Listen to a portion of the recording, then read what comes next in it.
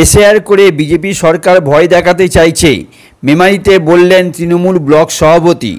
শনিবার বেলায় মেমারি ১ নম্বর ব্লক তৃণমূল কংগ্রেসের অফিসে বাগিলা, নিমো ২, গন্তার ১ ও গন্তার ২ অঞ্চলের বিএলএ 2 এবং পঞ্চায়েত প্রধান, সদস্যা, অঞ্চল তৃণমূল কংগ্রেস সভাপতি, তৃণমূল নেতৃত্বদের নিয়ে এসআইআরকে সামনে রেখে বৈঠক ও প্রশিক্ষণ শিবির করেন মেমারি ১ নম্বর ব্লক তৃণমূল কংগ্রেস সভাপতি নিত্যানন্দ ব্যানার্জি। তিনি বলেন, এসআইআর করে বিজেপি সরকার ভয় দেখাতে চাইছে, পশ্চিমবঙ্গের মানুষ তা ব্যর্থ করবে। শুনবো তিনি আর কি বললেন।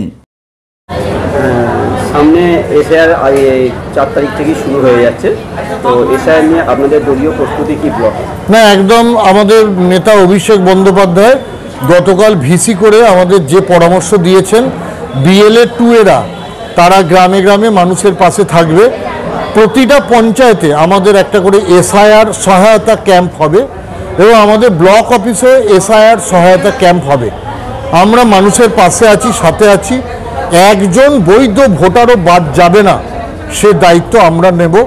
এবং আমাদের নেতা অভিষেক বন্দ্যোপাধ্যায় নির্দেশ দিয়েছেন প্রতিটা মানুষের পাশে থেকে কারো যাতে কোনো অসুবিধা না হয় সেটা দেখার।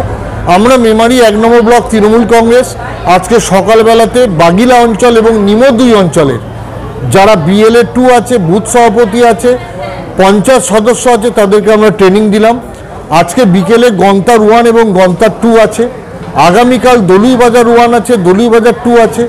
পরশু আমাদপুর আছে, নিমো 1 আছে।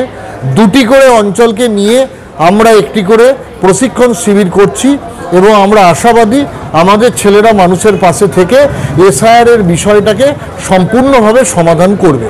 তবে এসআইআর করে বিজেপি সরকার যে ফয়দা করতে চাইছে পশ্চিমবাংলায়, সেটা পশ্চিমবাংলার মানুষ হতে দেবে না।